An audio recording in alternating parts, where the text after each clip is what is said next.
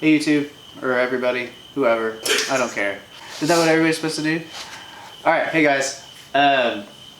So basically, we were having a problem that under boost, all of a sudden, our fuel pump, my fuel pump, was like cavitating real bad.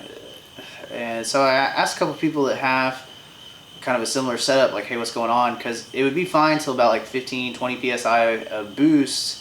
And then from then forth, it was like running super lean and acting like it just wasn't getting fuel at all. It wasn't like a fuel cut because the car still would try to pull, but it was not getting near as much fuel. So did a few little calls, reached out to a few people that had a similar setup, and the consensus was that my fuel pump filter is collapsing on itself and kind of not allowing fuel to flow in because it's a kind of a large filter.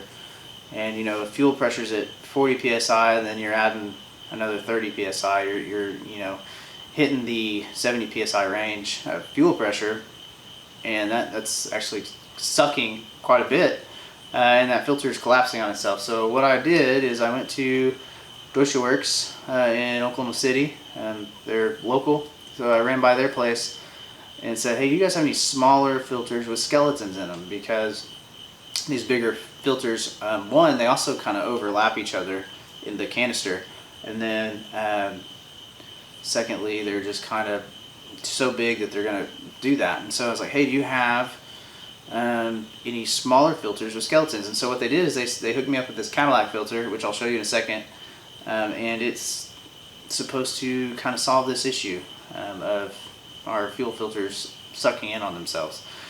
So we'll show you kind of the difference of the two filters and go from there.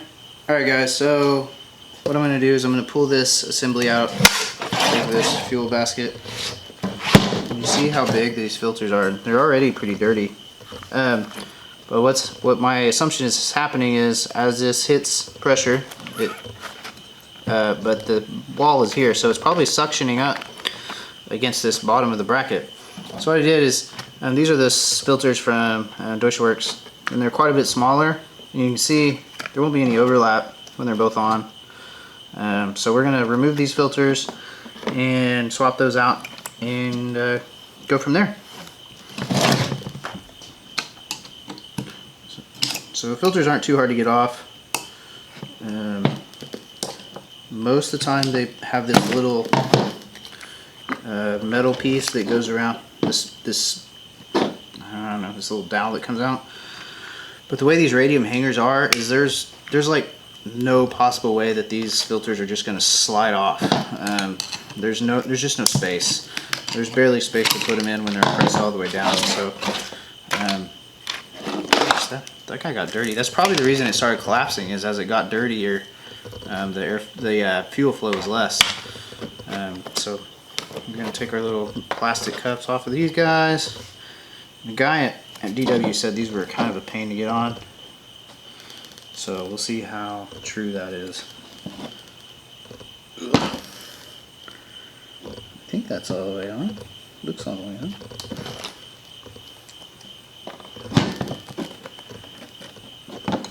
Again, these are Walbro 450s, but the fuel filter size for pretty much all these pumps is about the same. So, and there we are. They're on. Now we just gotta put this all back together like it was and put it in the car and see if our solution works, which means I guess we're gonna have to go do some pulls or something here in a minute. So we'll figure that out. Alright guys, I'm gonna put this back together, get it back in the car, get everything wired back up and the pump fittings back on, and we'll go from there.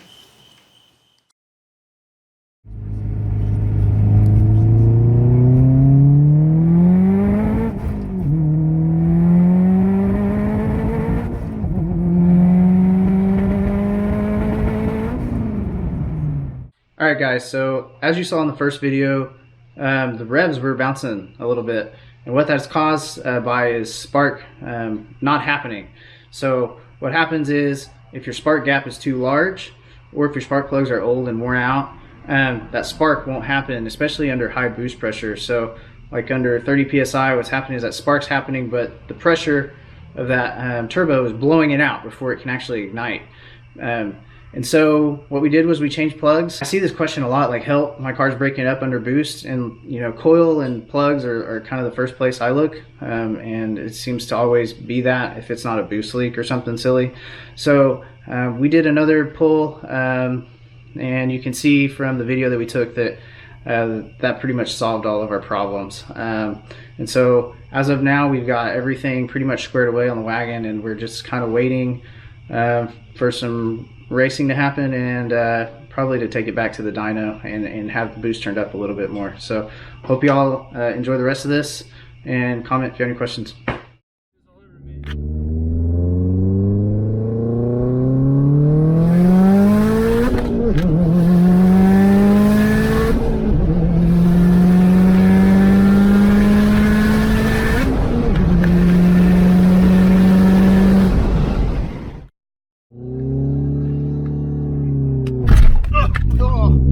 Need more.